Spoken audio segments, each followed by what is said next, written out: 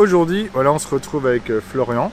Salut Pascal. Voilà, salut Florian. Donc tu vas nous parler de ta startup. Donc aujourd'hui, je te retrouve en fait avec entre guillemets ta casquette, bon, même si on n'en a pas. Hein. Et pourtant au devrait, il y a du soleil. Ouais, il y a du soleil, mais on va dire en ton rôle d'entrepreneur. Ouais. Parce que tu as aussi une formation, on va dire, de technicien, de développeur, un peu comme moi à l'origine. J'ai plutôt en profil technique. Ouais. Voilà. Et aujourd'hui, on te retrouve en mode entrepreneur donc pour parler de ta startup qui s'appelle Tracking Media. Tracking Media. Voilà, donc on va en parler dans cette vidéo. Et on va surtout aussi parler de tes défis, de la manière dont tu t'organises par exemple, de ton quotidien finalement d'entrepreneur. Quoi. Donc est-ce que tu peux déjà peut-être parler rapidement de ta startup, à quoi ça sert, qu'est-ce que ça fait? Ouais, donc Tracking Media, c'est une plateforme de mise en relation avec les influenceurs. Ouais. Donc, je pense que toi tu sais ce que c'est un influenceur, Tout public, je sais pas. Mais concrètement, c'est tous les créateurs de contenu sur internet qui ont réussi à créer une audience et qui du coup cherchent à la monétiser. Parce qu'on peut être créateur sans se considérer influenceur. Ouais. Et, chacun crée sur internet pour ses propres raisons. Donc toi, je pense que tu te considères peut-être un petit influenceur. Un petit influenceur. On appelle ça des si micro-influenceurs. Ok, il y a même un terme pour ça. Okay. Bon après, par contre, la jauge de qu'est-ce que c'est un micro-influenceur, le nombre d'abonnés et tout ça, chacun a sa définition. Mais du coup, moi, l'idée c'est que j'aide les créateurs de contenu à trouver des marques avec lesquelles collaborer. Et de l'autre côté, j'aide les marques à trouver les profils qui correspondent le mieux à leurs valeurs et à leurs produits qu'ils doivent promouvoir. Ouais, donc tu fais de la mise en relation. Ouais, au travers d'une plateforme. Avec un outil en ligne, quoi, une interface que j'ai développé. Que tu as développé, quoi. Et voilà, donc l'idée c'est que d'un côté tu identifies ces influenceurs. C'est ça. Et après, je vais vendre cette plateforme aux marques qui vont repérer les profils et contacter ceux avec lesquels elles ont envie de travailler. Moi, ce que je voulais savoir un petit peu, et je pense que les gens qui nous regardent aussi peuvent être intéressés, en fait, c'est pourquoi tu as créé cet outil-là, d'où t'es venue l'idée, pourquoi tu t'es lancé là-dedans.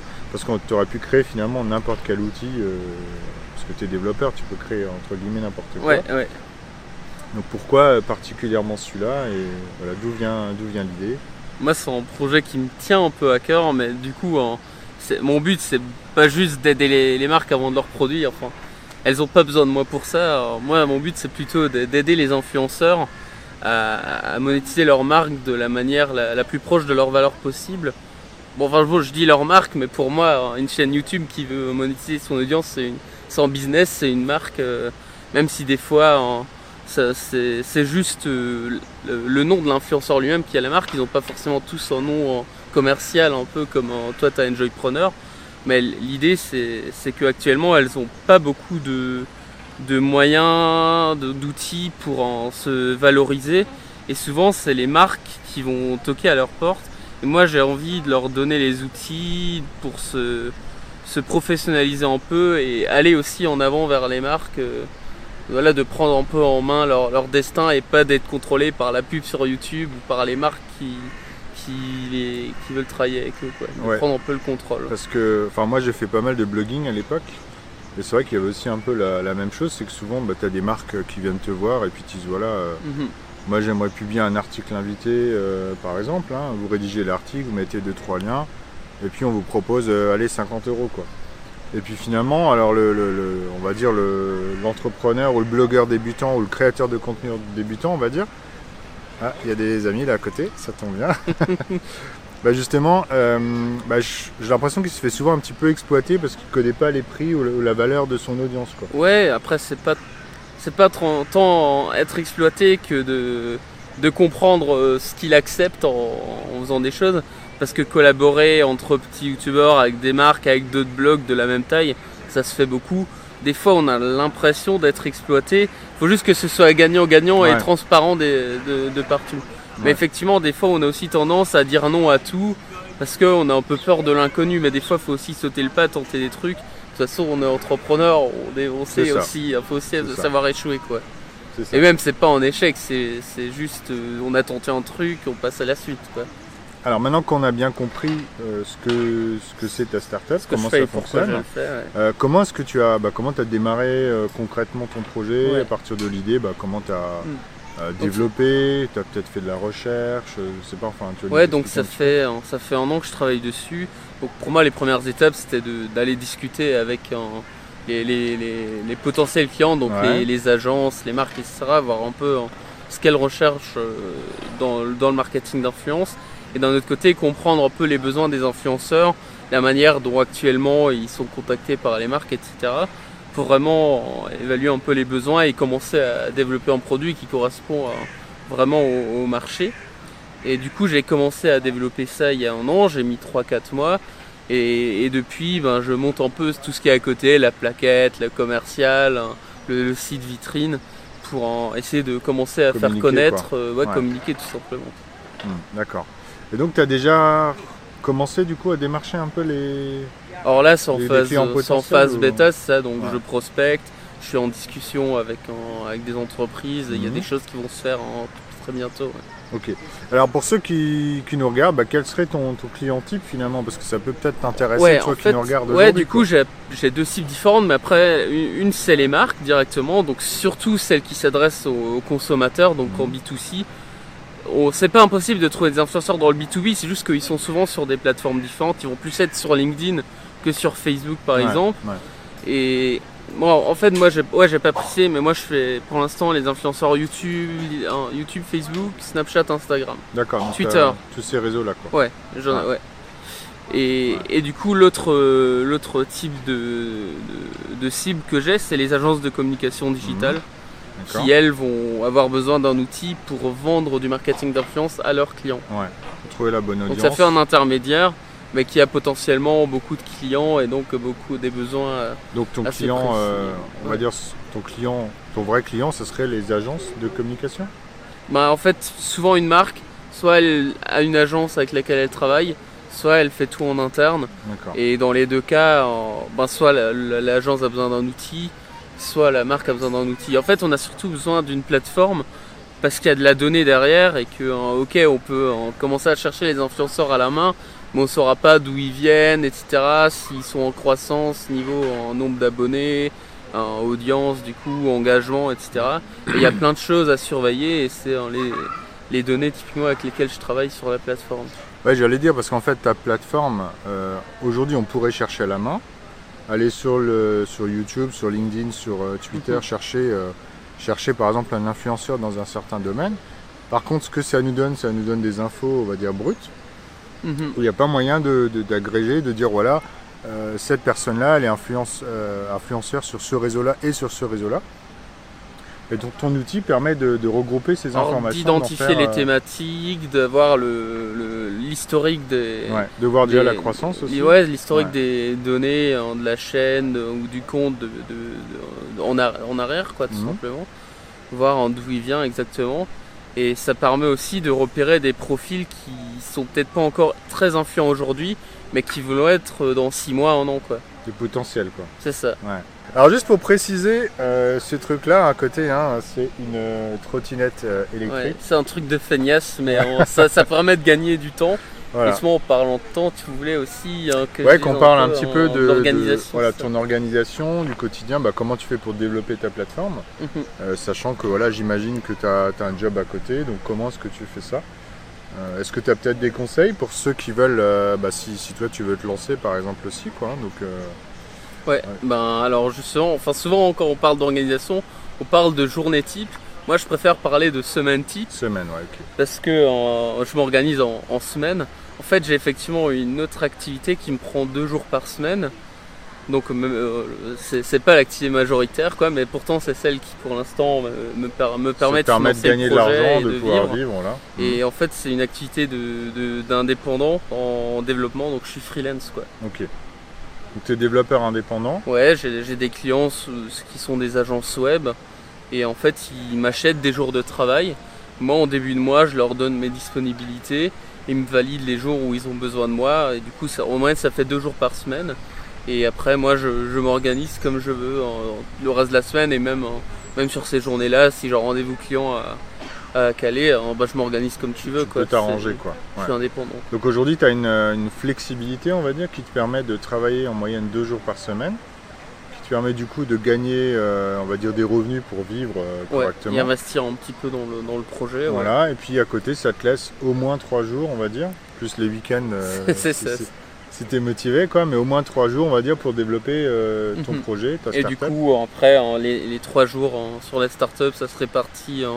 C'est un peu un mélange de continuer à développer le produit, prospecter, discuter avec les entreprises, donc les rendez-vous clients. Et après, à côté, j'essaye aussi de trouver des personnes pour m'aider, donc un associé. Parce que là, ça fait quand même du coup un an que je suis sur le projet tout seul. Et j'avoue qu'il y a des aspects que j'ai plus de mal à maîtriser que d'autres, même si on peut porter plusieurs casquettes. Mais on dit souvent qu'on peut pas être expert en tout, quoi. Ouais, ça c'est clair. Bah, en fait, tout le monde galère à trouver des associés, donc si tu les as pas au départ, tu vas galérer à les trouver, c'est sûr. Après, il y a deux côtés. Il y a souvent la personne qui a l'idée, mais n'a personne pour développer le produit, parce que les startups, c'est comme souvent dans le numérique. Et même si c'est de l'e-commerce, il y a quand même besoin d'un site web et de quelque chose derrière à développer. Et si on est tout seul et qu'on n'a pas le profil technique, on est en galère. Et on a du mal à trouver le développeur qui a le temps, la motivation pour s'associer à son projet. Moi, je suis un peu de l'autre côté. Je suis le profil technique qui a son produit, mais qui a un peu du mal à le pousser, à le marketer et à faire la communication.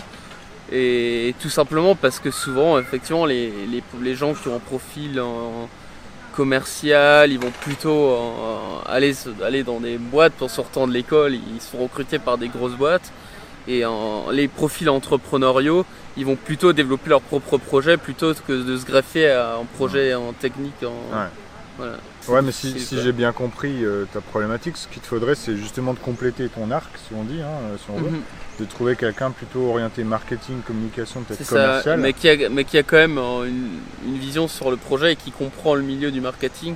Parce que si on met quelqu'un qui sort d'école et qui ne comprend pas le marketing d'influence, ça va être dur de s'impliquer ou de le faire vraiment s'impliquer et que ça ramène du résultat, quoi.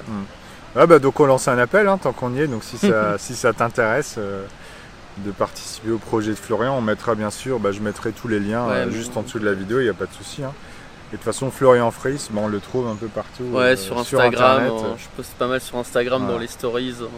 Et moi ce que je voulais savoir encore, c'est un petit peu, donc en fait on fait un zoom dans l'activité, on a parlé un petit peu du pourquoi, on a parlé de ton projet, de l'historique. On a parlé de la semaine, et alors est-ce qu'au niveau de la journée, est-ce que tu as peut-être des manières de t'organiser? Je ne sais pas, est-ce que tu as des outils pour gérer ton temps, pour gérer tes tâches, ou est-ce que tu as des routines, des rituels, un peu ce genre de choses? Je sais pas si... Peut-être pas, mais moi je suis curieux un petit peu de savoir. Après, en outils organisationnels, je travaille beaucoup avec les outils Google, en Google Calendar, en Gmail, mais dans Aki Inbox. J'utilise Inbox depuis longtemps, ça change vraiment la manière de voir ses mails. Inbox, donc INBOX, Bon, donc maintenant je crois qu'ils ont aussi sorti la nouvelle version de Gmail qui se rapproche un peu en niveau fonctionnalité, mais qui reste Gmail. J'ai pas Inbox, c'est vraiment un produit en différent. Et on s'en sert un peu comme une liste de tâches, en fait, les emails dès qu'ils arrivent. L'idée, c'est soit on les traite tout de suite et on les archive, soit on veut les traiter plus tard et après on les décale et on les planifie sur le calendrier. Par exemple, un mail qui arrive maintenant, on veut le traiter lundi prochain, on le renvoie lundi prochain et il reviendra dans la liste lundi, quoi. D'accord, donc ça permet de masquer, on va dire, des éléments. C'est ça, et en même temps, ils catégorisent toujours encore en ce qu'ils appellent les updates, donc les newsletters, qui vont dans un dossier à part et qui pourrit pas un peu la to-do list. Donc ça, et ça ne notifie pas quand ces mails-là arrivent. D'accord, Et du coup, ça permet vraiment d'avoir ça. En fait, la boîte email devient une to-do list, quoi. D'accord, ok. Et est-ce que tu as des outils, par exemple, tu avais utilisé peut-être Trello ou Asana ou des choses comme ça, non? Tu avais essayé Alors déjà, effectivement, en tout cas pendant la phase de développement du produit, j'ai utilisé Trello. Après, pour la prospection et tout, c'est plutôt des fichiers en Excel, etc. Sur Google Drive ou des fichiers sur Google, en Google donc Sheets. Tu travailles plutôt avec sur le cloud, en fait. C'est ça. C'est vrai que ça permet du coup d'être plus mobile, quoi. C'est ça, déjà, tu as tout sur ton téléphone sans avoir à les tout est synchronisé, c'est clair que c'est vraiment top, quoi, aujourd'hui. Pour tous ceux qui veulent, par exemple, devenir digital nomade, moi c'est un truc que je conseille depuis longtemps, de mettre, on va dire, ses fichiers principaux, en tout cas, pas forcément 100%, mais ce que tu as besoin au quotidien, bah, tu l'as avec toi Ouais. dans ta poche, quoi, hein, tout simplement, quoi. Ouais, c'est facile à partager aussi dès que tu as besoin de partager quelque chose. Ouais. Parce que tout le monde a un compte Gmail, quoi. Ouais, quasiment, c'est vrai qu'il y en a vraiment beaucoup. Ok, donc on a vu pas mal de choses sur le déroulement un petit peu de tout ce qui s'est passé. Et donc Florian, je voulais voir un petit peu avec toi, aujourd'hui, comment tu vois un petit peu l'avenir de ta structure, quel serait peut-être ton objectif de cette année, puisque tu vends un service en ligne. Donc déjà c'est un financement. Alors comment on finance, Comment on ça achète fonctionne ton et- ouais. service, ouais. Alors en fait là moi du coup mes objectifs c'est de vraiment boucler les premières campagnes influenceurs Ouais. d'ici en début de l'été, enfin en tout cas on va dire avant que tout le monde part en vacances. Donc c'est dans pas longtemps. C'est hein. ça, donc c'est concrètement C'est dans pas trouver longtemps, hein. les premiers clients. Et le business model en fait c'est par abonnement parce que c'est un outil, on appelle ça le SaaS, Software ouais. as a Service. Mm. Donc le concept c'est que tu payes tous les mois plutôt que d'acheter une licence qui coûte cher, tu payes régulièrement L'accès à un service. quand tu en as besoin. Donc Ouais. si tu n'en as plus besoin pendant 6 mois, bah, tu vas arrêter de le payer. Et moi l'idée c'est que en payant tu accèdes aux outils mais aussi du coup en tout l'historique de tes campagnes. Du coup c'est comme ça parce que sinon on pourrait très bien dire ouais ok je paye mais j'ai besoin de faire une campagne ce mois-là et pas le mois prochain. Bah, moi mon but c'est qu'il reste parce qu'il a encore accès à ses données de campagne. D'accord. Il continue de faire la veille influenceur et c'est comme ça que ça marche. Ok. Et est-ce que, alors si j'ai bien compris, aujourd'hui les influenceurs, est-ce qu'ils doivent payer quelque chose? Or non, pour l'instant les influenceurs ils payent pas, ça veut pas dire qu'ils paieront à l'avenir, mais ça veut dire que pour l'instant ils sont assez passifs sur le site, c'est-à-dire ils vont avoir leur profil et ils vont attendre d'être contactés. Et à l'avenir ce que j'aimerais faire c'est un peu leur donner un accompagnement mais sous forme pareil logicielle pour un peu analyser leur chaîne, leur donner des conseils avec des algorithmes quoi, de l'intelligence artificielle pour les conseiller et qu'ils arrivent à mieux se mettre en avant et un peu comprendre pourquoi ils ont de l'influence et un peu plus maîtriser leur audience quoi. Ok, d'accord, très bien. Ok, je sais pas si tu voulais rajouter quelque chose. Pas forcément, après si vous Voilà. avez d'autres questions. Donc, de toute façon, je mettrai ouais. tous les liens de la chaîne, parce que Florian, il a une chaîne aussi, YouTube, il a un compte Instagram, donc on va en parler dans une prochaine vidéo. Par contre, ouais, Tracking Media, je mettrai tous les liens, donc de toute façon, c'est trackingmedia.com, hein, je crois. C'est ça, Track IN Media. Voilà, donc c'est pas trop compliqué à trouver. Je mettrai aussi les liens de ton profil Instagram ou c'est bien, Facebook, voilà, pour ceux qui veulent le contacter directement. T'as un site perso, je crois, non aussi, il me semble. Ouais, mon site web de freelance.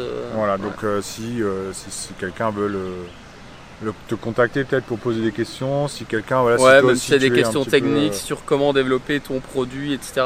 J'avais aussi fait un talk qui est sur YouTube, les conseils pour les développeurs qui veulent monter leur startup.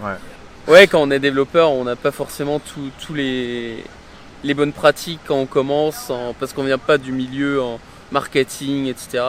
Et pourtant, il y a beaucoup de choses dans l'entrepreneuriat qui a trait au commercial. C'est clair. Et même si la technique est importante, il faut avoir au moins les connaissances de base dans le reste des domaines, quoi. Ouais. Et donc c'est vrai que tu avais fait une présentation un peu plus orientée technique.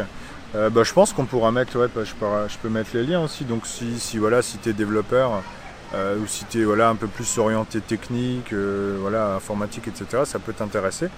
Je mettrai les liens parce que moi c'est vrai que j'avais vu cette présentation là, mais aujourd'hui on voulait pas trop parler technique puisque je m'adresse plutôt à des entrepreneurs évidemment, mais il y a des entrepreneurs développeurs comme nous un peu tous les deux. D'ailleurs j'aimerais bien savoir s'il y en a laissez des commentaires si vous êtes développeur. Alors si vous êtes développeur et que vous regardez les vidéos de Pascal. Voilà, ça m'intéresserait aussi de savoir un petit peu puisque c'est vrai que tous les deux on est à l'origine, on est quand même développeurs à l'origine et puis moi je le suis encore et Florian l'est encore aussi. C'est ce qui nous permet de gagner notre vie encore aujourd'hui, mine de rien. Donc si vous êtes aussi développeur, aussi si vous travaillez dans la technique, web designer ou graphiste, n'hésitez pas peut-être à laisser un commentaire là-dessus, ça nous permettra d'avoir un petit peu des retours, quoi. Voilà, écoute Florian, je te remercie beaucoup. Merci pour l'invitation. Voilà, merci. Donc on va le retrouver dans une prochaine vidéo qu'on va tourner juste après, mais elle ne sera pas diffusée juste après pour vous. Donc on va tourner une autre vidéo qui sera donc prochainement sur le marketing, enfin les bonnes pratiques de Instagram et de YouTube, on va parler de ça un petit peu. Donc si ça t'intéresse, n'hésite pas à regarder cette prochaine vidéo. qui arrivera très rapidement sur cette chaîne. Voilà, salut! À bientôt!